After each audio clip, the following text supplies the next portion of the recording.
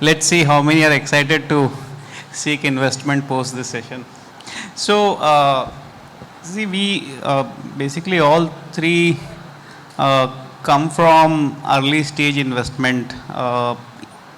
In fact, it's a good mix. We have one who invests in in a personal capacity as an angel investor, and then we have a small angel fund, and then we are an early stage fund. I can share, what we do, and would be happy to, address, any query if you have. So when we look at investing in any startup, most of the time, those are very early days, and as we know, startup basically look at newer areas. They want to disrupt, some existing, space or market, or want to come up with totally new product and services to address the different needs of the market, right? So it is very difficult to validate. So for example, when Flipkart started first, they were not sure, how market would behave in terms of e-commerce. But everybody was actually, buying services, buying products. But when it come to a different delivery platform, you don't know how things will mature. Of course, there is a precedent in US or Europe or China, but India was just a very virgin platform. Even for example, if you look at, I'm sure. Most of you must have used services of Ola and Uber, but how many of you actually jumped on Ola when it started, right? Nobody had an idea how it would work, because we actually have been groomed, show our hand to get those normal certified cabs, or we book private cabs through phone call, but nobody would have imagined that, we could book a cab, without making call or waving our hand. But market was there, but we didn't knew that how it will shape up. So when we look at, any opportunity, there are 5-6 criterias which we look at, not necessarily in same order, but, we always start, what is team's background, right? So it's very important for us, because if you look at the history and all successful ventures, you would have found that they started with something and landed up doing something which actually scaled up what they are today. So we look at team, what kind of background they come from. Most of the time we come across people who are first generation entrepreneur. In many cases they are just out of college, very fresh out of college. There are also instances where people have started business, just getting dropped out of college, and they want to pursue their passion. So when we evaluate, we definitely look at the quality of entrepreneur. What kind of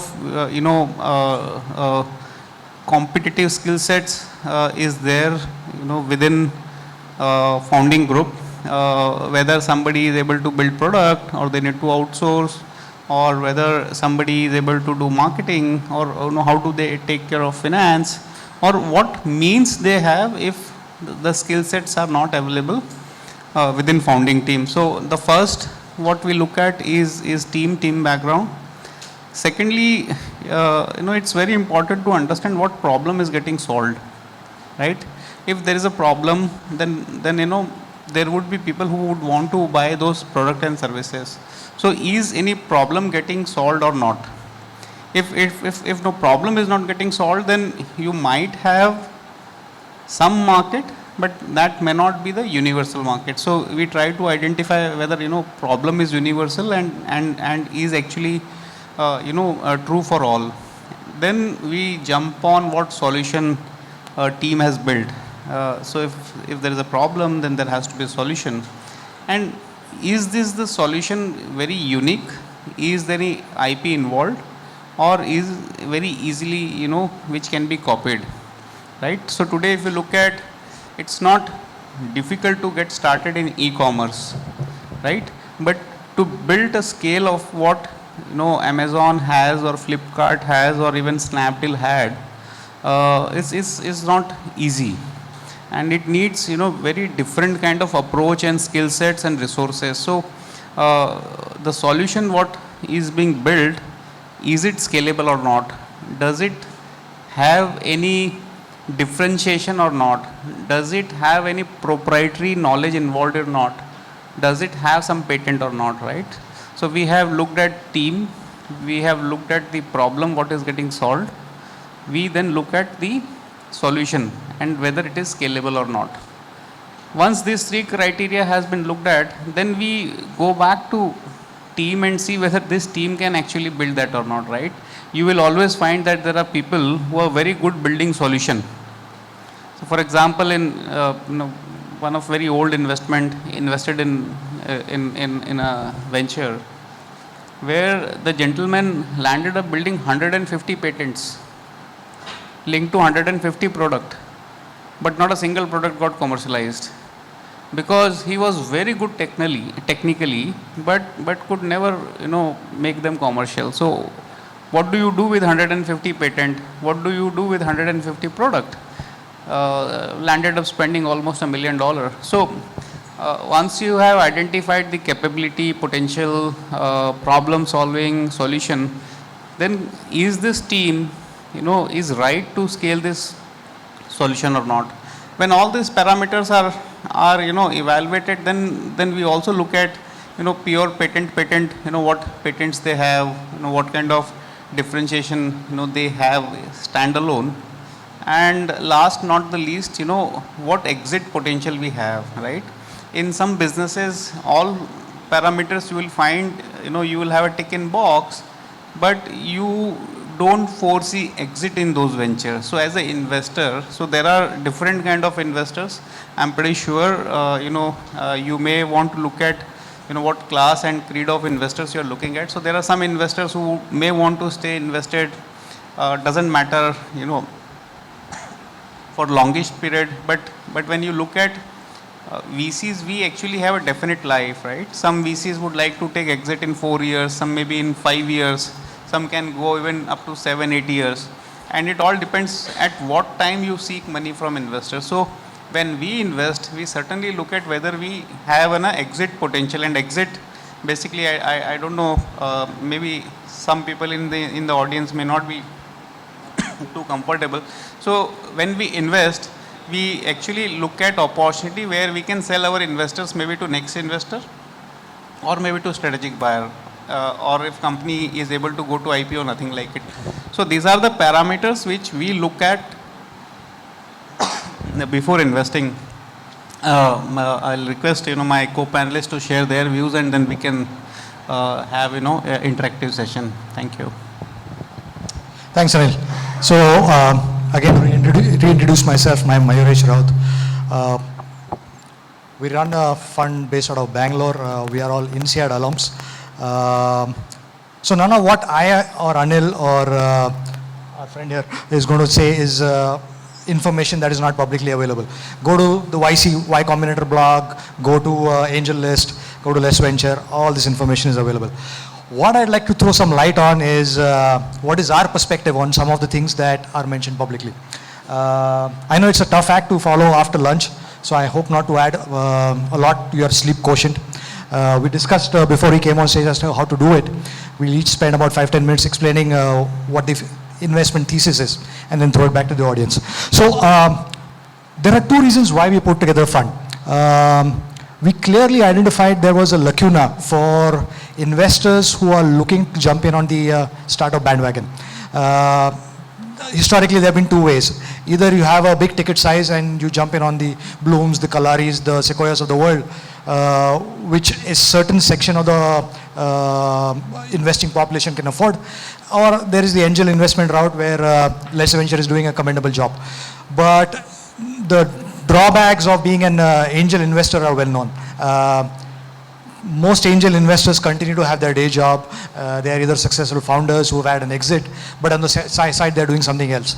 So the similarity, the metaphor I could give you is, would you want to manage your money on your own, or would you entrust it to professional money managers? So do you invest directly in equities, or do you take the mutual fund route? So we believe that we can come in and help you manage your money, rather than it becoming angel investing, becoming a job for yourself. Look upon it as a activity that you outsource to professional money managers. They bring in the systems, the processes, they are certified by the regulator in the country, and everything that you need to have in terms of having an assurance that this is not a hole in the wall outfit is there, is provided to you. Secondly, all three of us have been operators. So we've run successful startups. Some of us have had successful exits. We've mentored, advised innumerable number of founders, mentors. We try to run an angel network. And so our core strength is we're not the money men. We're not all of us have MBAs from pedigree B schools. But our core strength is running startups, working hand in hand with the co-founders. Having been in the trenches, we understand what the co-founders went through. On that gloomy, dark night when everything is crumbling on his head, he needs to have a 3 a.m. call with his advisor. We believe we can fulfill that lacuna because we've been there. What we look for, primarily, as Anil said, it has to be people and the size of the market. Exit clearly is another opportunity that has to be available, because the true merit of how successful a fund is if you are able to return money to your investors. Within people, there are 3 things that I would look for. Essentially, would I want to work for this person? What do I mean by that? Is this founder capable enough of attracting even better qualified, even better skilled workers to work for him? Is he smart enough to attract the best talent out in the marketplace? Can he be a leader with a vision, and can he execute on the vision? Will he attract talent, and the talent will stay with him throughout the journey of the startup? Secondly, passion. Passion was something that came up in the morning. The true barometer of passion is how deeply have the investors thought about the problem. If they have viscerally thought deeply about what the problem is, about who the investors and who the customers are, there is a fine, very strong relationship between passion and how well thought out the problem is.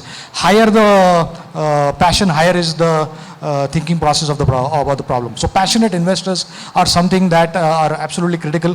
You got to understand, we come in so early that we don't have a lot of paperwork available to us. I mean, there are no financial documents. There's no track record of the startup. We have to go with proxies. And the proxies would be what have they done prior to starting the startup? Have they been successful entrepreneurs? Have they gone to some of the pedigree schools? Do they come from regions where entrepreneurship is part and parcel of the society that they come from? And thirdly, most importantly, can we as investors add any value? Do we have an understanding of what the business problem is? Will the entrepreneur go away with more than money from us? The second aspect criteria that we look at is the market. How big is the market size?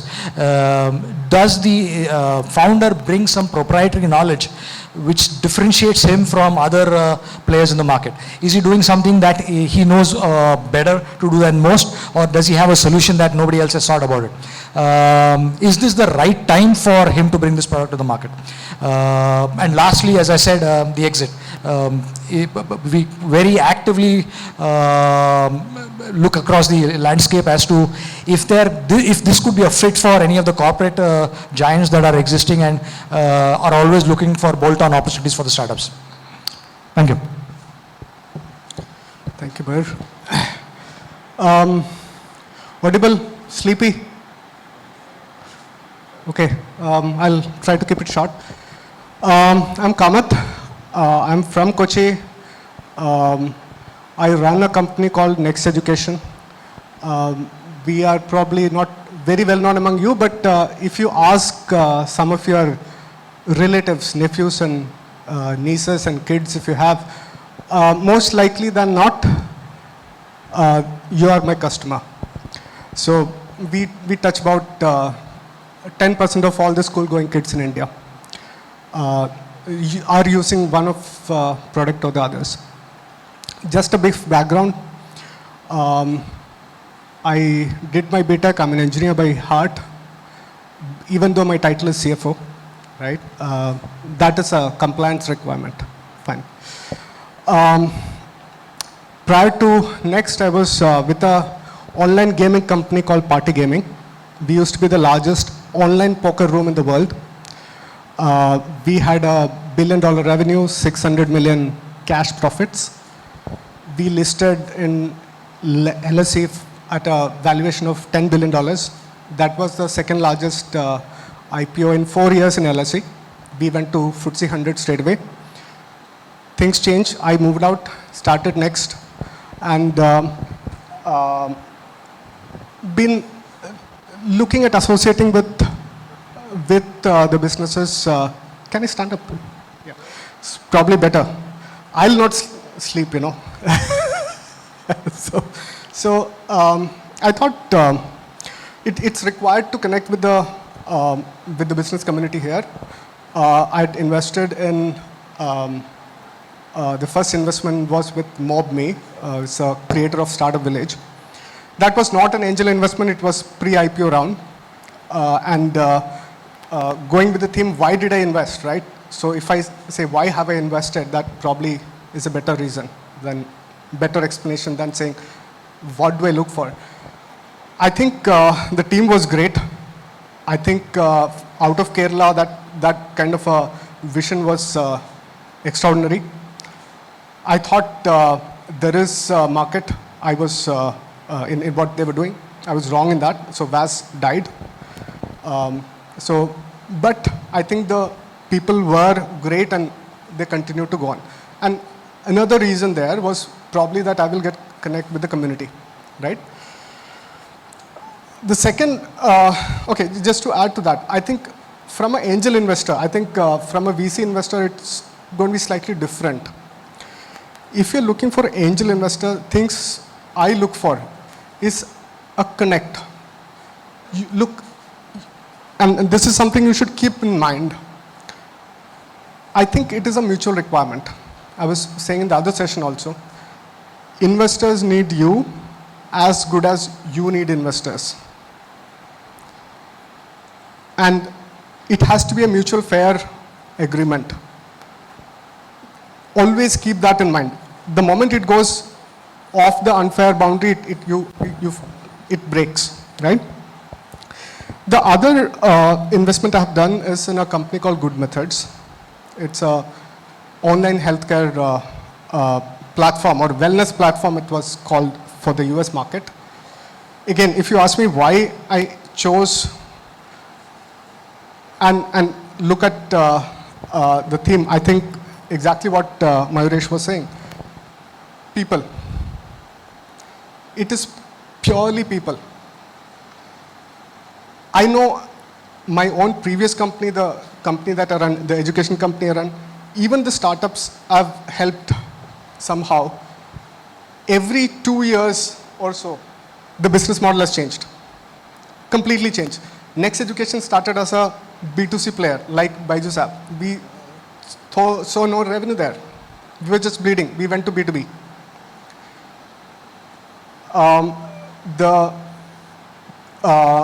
MobMe, for example, was fundamentally a VAS telecom player. Now they're looking at banking.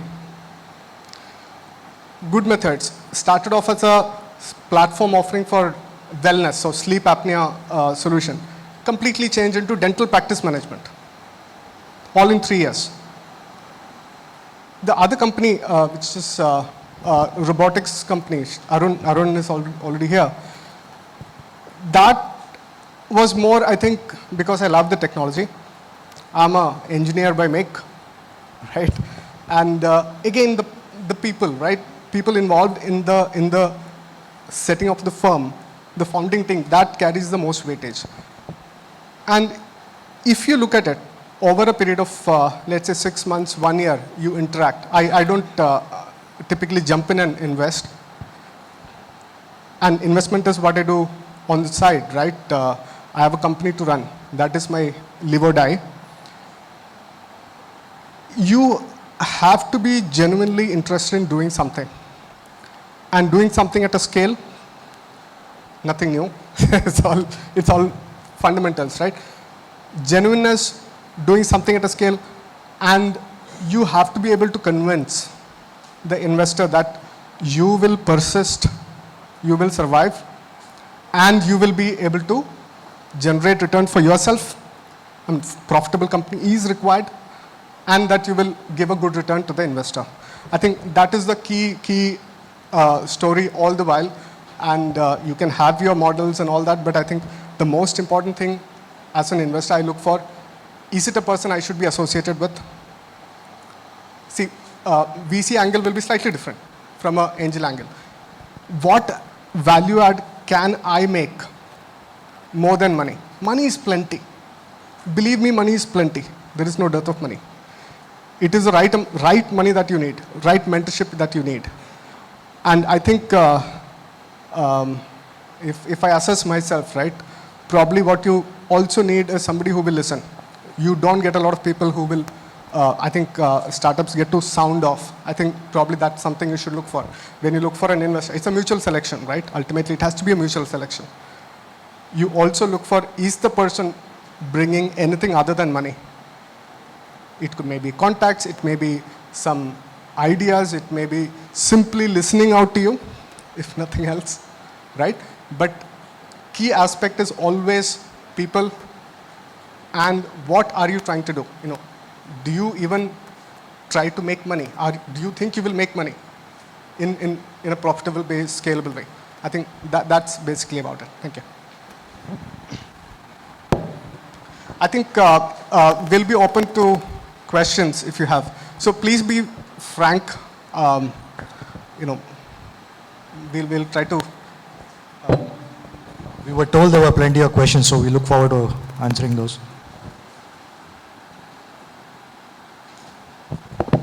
Good afternoon.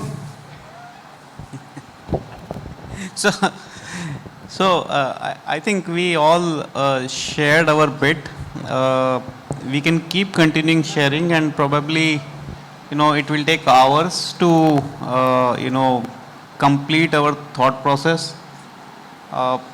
Lucky enough to dealt with more than 75 companies where, you know, I was involved directly in funding.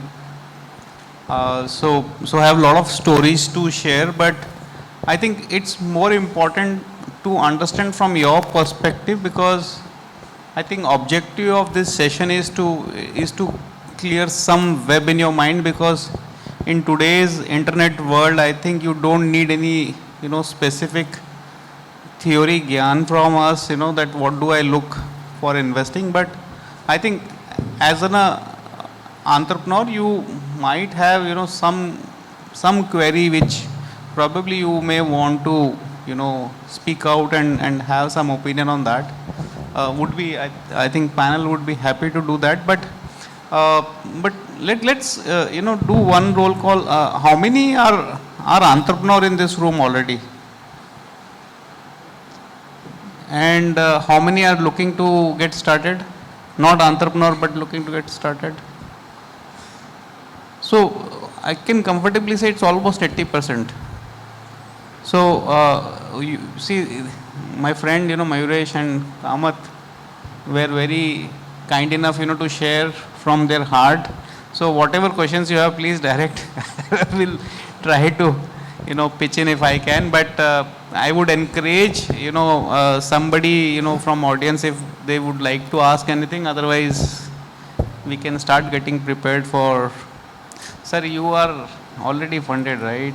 Yes, I would like to know your perspective about raising fund using convertible note, because that mechanism is already used in outside India. It's really well known, and people are early stage investors are using. And I read an article in January or February, and RBI is already approved DIP approved startup can issue convertible note even for the FDI. What about your perspective of raising money using the convertible? Is it are the VCs or angels are like to invest on a convertible note, or they're invested in direct equity investment? So,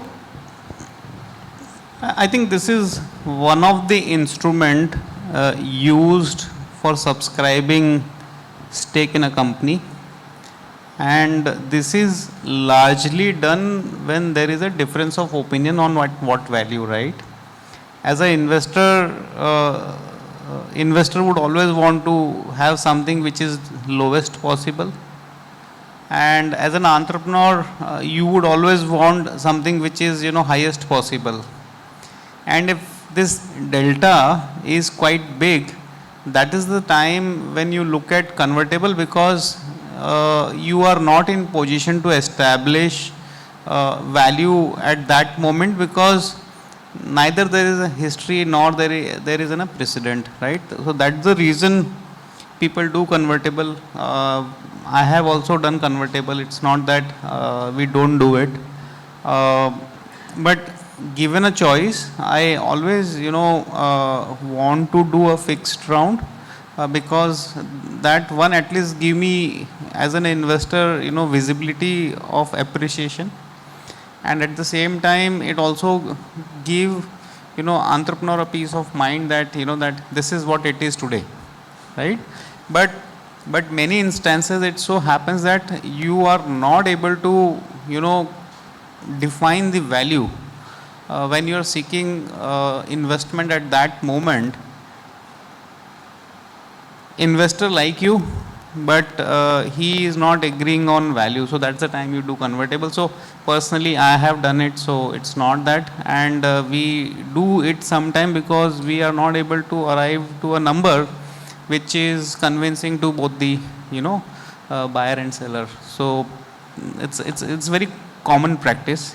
I'm not sure how much you have followed. At least last year, I think most of the investment which happened early stage were pre-series A.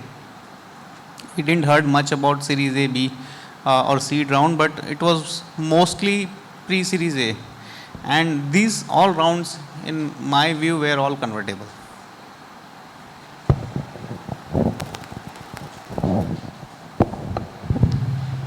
I had a small comment on the same subject. I think it was mentioned in one of the participants in the earlier morning session mentioned that he was surprised to see the Valley convertibles being pretty common and not being common here. I wouldn't agree with that. It is done fairly well. But what you need to understand is there are particular situations for which certain instruments make sense. And as long as either the founder or the investor, whether be it institutional or individual, is not walking away with a majority of the value in his favor, I think you should be pretty much open to understanding which instrument makes sense in which situation. And they're fairly commonly used in India. I would like to know your selection procedure in investing, like a scenario that a product like a WhatsApp, like a good traction, but no revenue, basically no revenue, but good traction. And the another scenario that an average idea, but generating high revenue.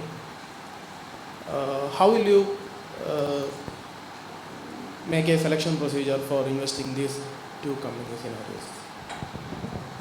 So let me take a bit of a roundabout view and present to you. Why do you think people go to venture capitalists? What do you think is the major reason for going out and taking external institutional money? Let me try and answer if you don't have an answer. Unfortunately, over the last couple of years, there has been an impression created that hey, startups are this new bandwagon in town, quick way to make money very easily. You see the Flipkart, you see the Bunsels splashed about in the 6th and 7th page of Mint and Economic Times, so let's go and do it. Let me tell you, venture capital is some of the most expensive money that you as a founder should take cognizant to. It's not free money. It comes with a lot of riders. It comes with a lot of strings attached. Like if you take money and blow it up on ads or PR, and that is not going to add to your bottom line and the top line, there should be a good reason for going out and seeking venture capital money. And the only reason why you should go out and seek venture capital money after having exhausted your friends and families and bootstrapped your way to somewhere closer to a product market fit. I'm not saying be profitable. It's only then when you should go out and seek venture capital money to have a booster rocket ship to try and achieve what you would have achieved through friends and family in say 24 months. With VC money you can do it in 12 months, half the time, 1/3 of the time. Now to answer your question, those days of coming in and funding startups that are not making money or just are a proof of concept on paper, or at some point, currently they are all selling free products like Flipkart, and at some point will maybe at the turn of a switch will turn profitable. Those days are gone. All investors are asking for a roadmap as to when they will turn cash positive, when will they turn profitable. At least a roadmap. What we want to know is, has there been some thought process as to how you are going to make this business a self-sustaining business? If there is a thought process to this, we are more than happy to extend that period to profitability by throwing money at you to grab market share, to grow at scale. To take the WhatsApp, so those days are gone in my view. WhatsApp example, you will very well have a big player like an Amazon or a Facebook or a Google who sees an immense merit in a strategic fit like WhatsApp. Imagine where Facebook was. They were a social network, but they didn't have a messaging platform. And here was a phenomenally pedigreed team, had been in the valley, had worked with Yahoo, and they come up with a product which makes a lot of sense. So you can't take any example in isolation. The reason why he paid $18 billion was, if he didn't pay, there was Google waiting in the wings. There was maybe somebody else that we don't know about waiting in the wings. So there are a lot of unique dynamics that go behind deals like this. Just don't go by the fact that, hey, WhatsApp was bought out without any revenue, so I'll come up with a startup and it'll get bought out too. It may help if they say who they want the question to be addressed. Yeah. Great point. Maybe you can ask of whom you want the answer, Anil, or Kamath. My question is, how important for any startup in the early stage to have an exit strategy planned out? I would like to know an answer from an angel perspective and also from a VC perspective. So, sorry, could you repeat the question? How important is it for a startup to have an exit strategy planned out in the early stage while they're looking for investments? If you ask me, right, personally, I would think that is not necessary. The first question, or rather the only question I ask is, do you have a business? I mean, is that going to make money? Is that going to scale? I don't think, I have not received any exit. So I've made 3 investments, it's been 4 years, not a single exit. But there was another fund that came into one of the startups I had done. He has exited at a 2x multiple, but I have not. So it depends on the angel, but most importantly, the question is, you have a business or not, especially early stage. Angel perspective, 100%, I can't think of a way where, they'll be worried about exit, initially at least. But again, it depends. You ask him. That's better.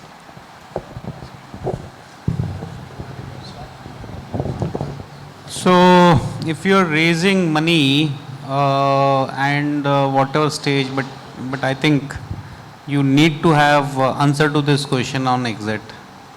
99% of the investors would want to hear from you, what's your view on exit. I'll share why. You are starting this business with a long-term perspective, right? You are making career, you're betting everything on it. And probably you may want to retire only from this business. But for investor, this is one-off investment, right? They don't have same vision as you have.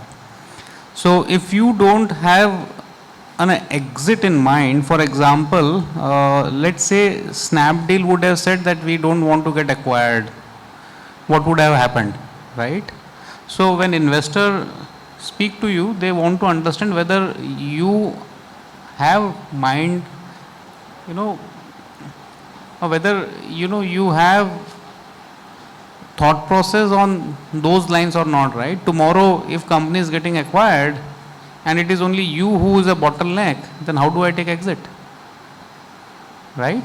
So there would be very few investor who won't mind, but largely if he is an investor, he want to exit, right? That's why by definition he is an investor, right? Otherwise I'm not investor, I'm supporting your initiative, which I can keep on doing lifelong, right? Your father would do, your father-in-law will do. But my suggestion to everybody in room, if you're looking to raise investment, do have exit in mind.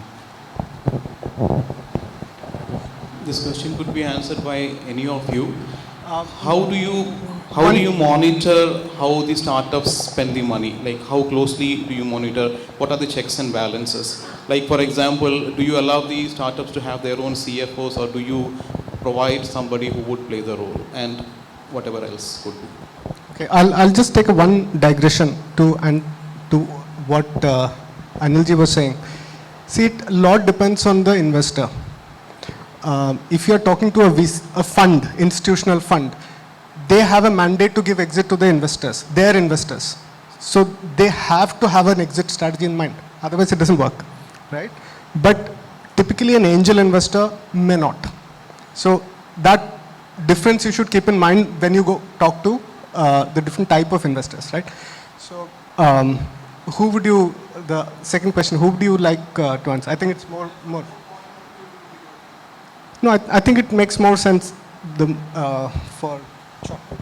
So I'll take a stab at it first. Bear in mind the role that external investors like us play. We are not running the show. It's almost, I take a sports analogy. The startup founders are the actual players, the stars. We are just the coaches who are piggyback riding on their brains, on their ideas, on their execution and their vision.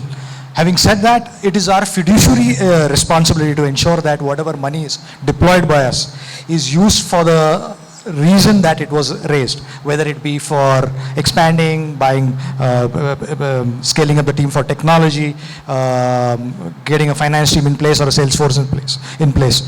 So by all means, we wouldn't have a CFO run the place, because running it hands-on, getting their hands dirty is the job of the startups. By all means, any support that is required, all checks and balances that are required in terms of quarterly report, monthly recording, quarterly reporting, audited balance sheets that are declared at the end of the month, at the end of the financial year, all those have to be in place. But bear in mind, we are the guys who are making sure things are done the right way. We are not the actual participants of the show.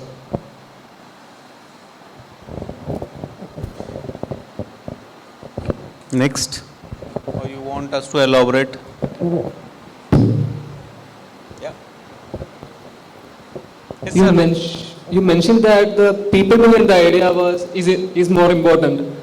I want to know that how do you measure the people? How do you decide that, oh, this guy will do this? This question is for whom? For anyone. Anyone can answer it, please. Huh? Anyone can answer, please. How do you decide is the right person? How do you decide this is the right man or woman you want to get married to? It's a gamble, right? Having said that, you look at proxies. You look at proxies, the pedigree that I mentioned. One of the points I made that, is this a person you want to work for?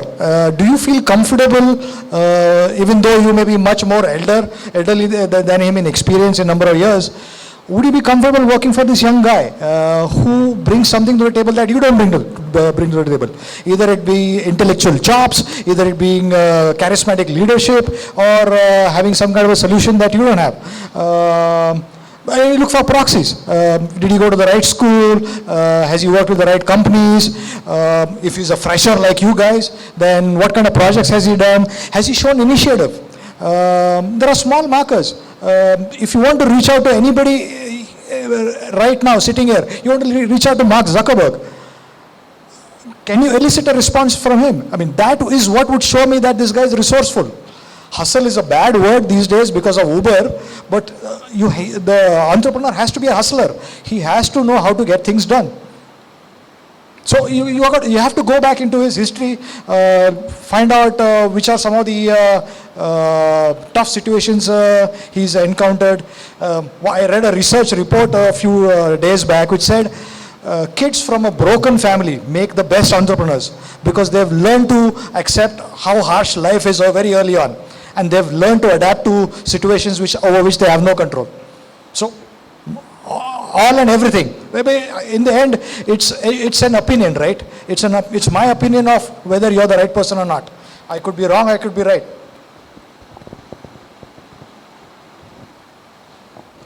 Okay. So I'll just add here. So this is very relevant and I think is true for all VCs. We land up spending a lot of time with the team before we invest. And that actually allows us a lot of opportunity to take a call or make that opinion what Mayuresh is saying that it's a right or wrong. We may be wrong, but we do make an attempt that we minimize our wrong selection process. So we do spend a lot of time with team before we decide, and we actually have walked out of investment opportunity very late in where we actually felt that we may not be the right fit for that investment. I would not say that he is not right because they have started and have a successful business, but probably we may not be right. So we do spend a lot of time with team before we invest. Okay, with regard to the funding, like I would like to get the perspective of the angel as well as the VC part. Do you have any minimum amount as per the investment to give it to some startups or for the So as far as we are concerned, as of now, we invest anything around 1 crore to 2 crore as a first check.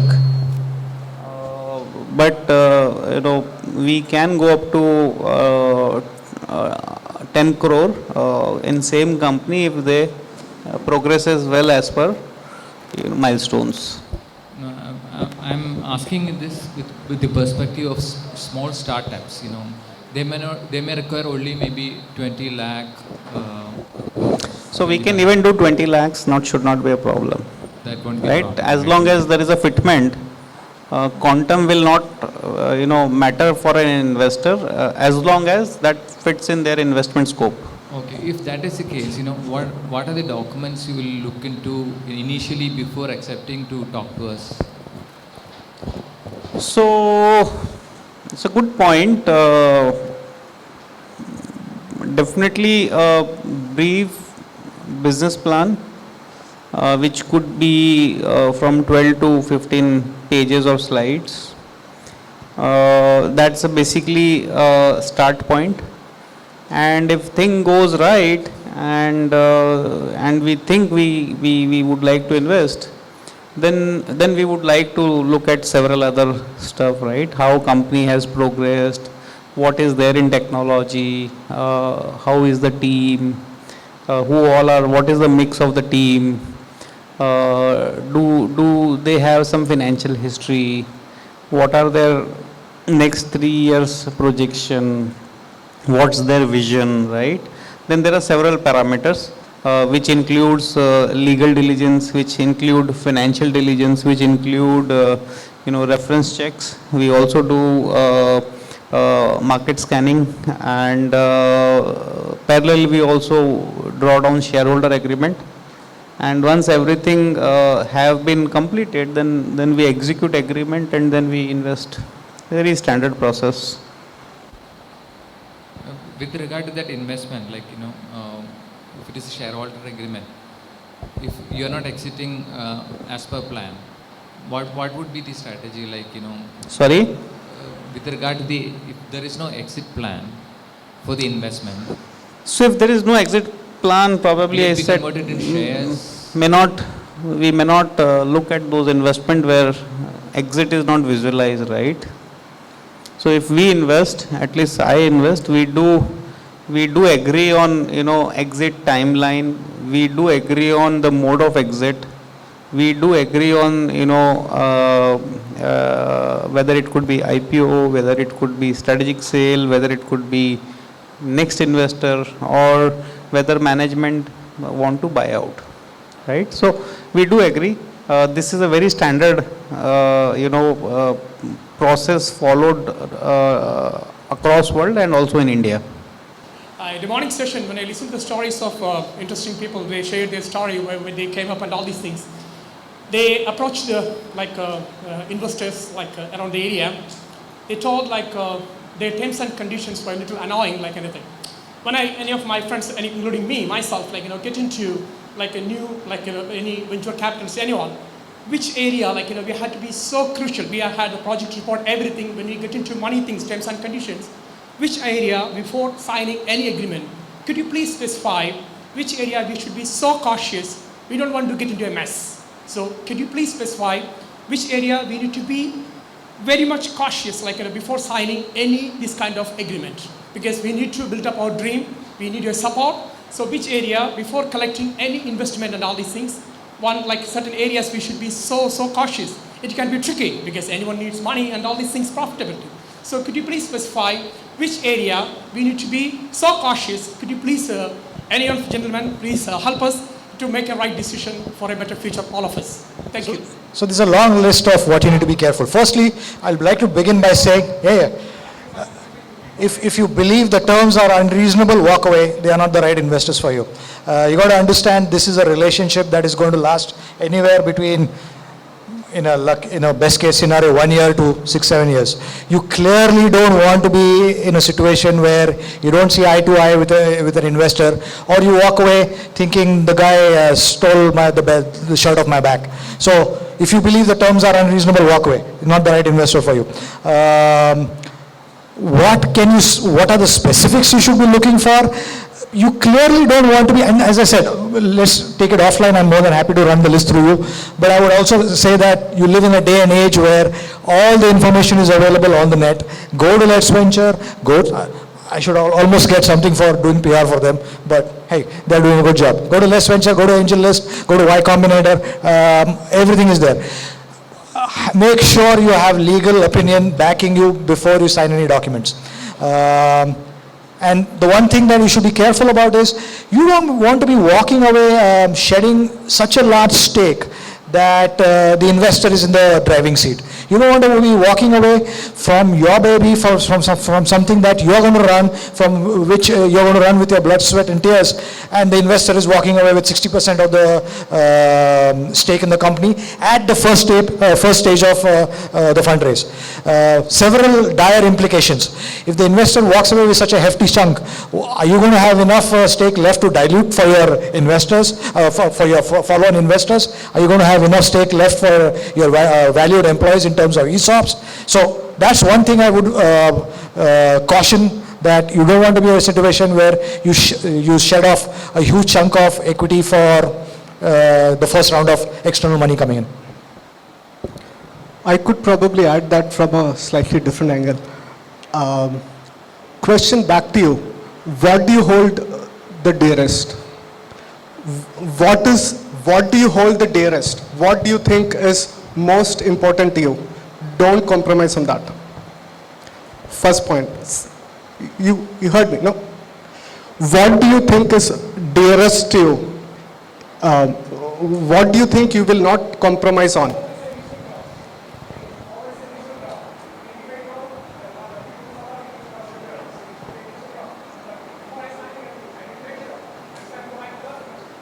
Yeah, but see, you were asking what is the most important clause you should look out for. What clause, right? It is not same for everybody. It's different for different people. So you have to decide.